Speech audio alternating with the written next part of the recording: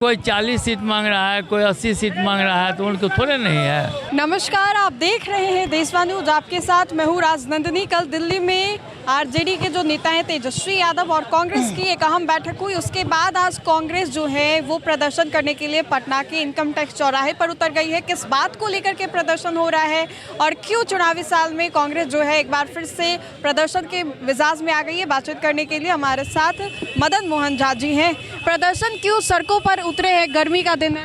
प्रदर्शन तो इसलिए हो रहा है जो कल जो ईडी ने एक कार्रवाई किया नेशनल हेराल्ड के खिलाफ, जिसमें माननीय सोनिया गांधी जी को, माननीय राहुल गांधी जी को उसमें एक्यूज बनाया गया। मैं समझता हूँ ये बहुत पुराना केस था कहीं, तो उसमें कार्रवाई हो रही थी, अपना जो होना था होता। लेकिन चूँकि यहाँ बिहार में चुनाव है और राहुल गांधी जी की सक्रियता बढ़ी है, इसलिए वो हमारे लोगों को डिमोरलाइज करने के लिए और अपने जो उनके एलाइड हैं उनको भी सावधान करने के लिए हम ये भी कार्रवाई कर सकते हैं आपको, क्योंकि उनमें भी लटपट हो रहा है कई तरह से। अच्छा, उन लोगों में भी देखने ना, कोई 40 सीट मांग रहा है, कोई 80 सीट मांग रहा है, तो उनको थोड़े नहीं है। तो उन लोग को भी ये थ्रेटनिंग है।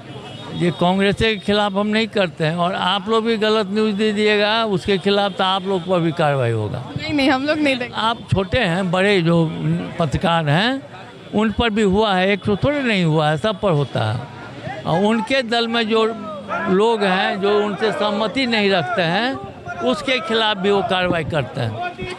कल दिल्ली में एक अहम बैठक हुई थी, तेजस्वी यादव गए थे, कांग्रेस भी। बैठक किस चीज़ को लेकर के हुई थी, स्पष्ट नहीं बताया गया।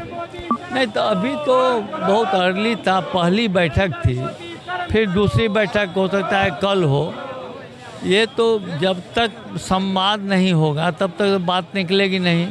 ये तो पहला संवाद था जिस पर सभी लोग बैठे थे, दो दल के, और आगे जो होगा होता है कल बैठक को, उसमें और जो एलाइड हैं वो लोग भी बैठेंगे, तब एक कॉमन मिनिमम प्रोग्राम बनेगा और उसके हिसाब से कार्रवाई। लोग मानते हैं कि एनडीए में भी सीट शेयरिंग को लेकर के जो माथापेची है वो हो रहा है, सीएम फेस को लेकर के भी हो रहा है। हम क्या मानते हैं, सब मानते हैं, इसीलिए हम लोग को थोड़े डरा रहे हैं, डराते रहे हैं उन्हीं लोग को।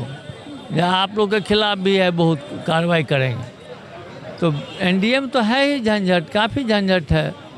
कोई कहता है मुख्यमंत्री बनाइए, कोई कहता है नहीं बनाइए, कोई घरे से अनाउंस कर देते हैं जब यही होंगे मुख्यमंत्री। कहाँ बीजेपी बोल रहा है? नीतीश जी इस बार नहीं बन। ये तो एनडीए के लोग जानेंगे, लेकिन स्थिति जो है बीजेपी का जो काम करने का ढंग है, जो छोटे छोटे दल को समाप्त करने की जो योजना है, उसमें नीतीश जी भी आते हैं।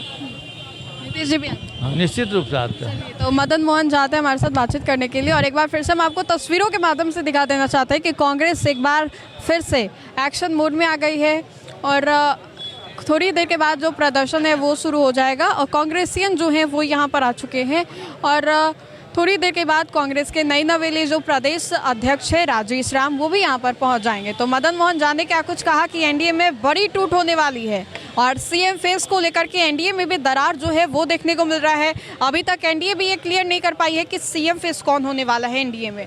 तो फिलहाल के लिए इस खबर में इतना ही। अपने सहयोगी मंटू के साथ मैं राजनंदिनी, देशवाणी न्यूज़ पटना।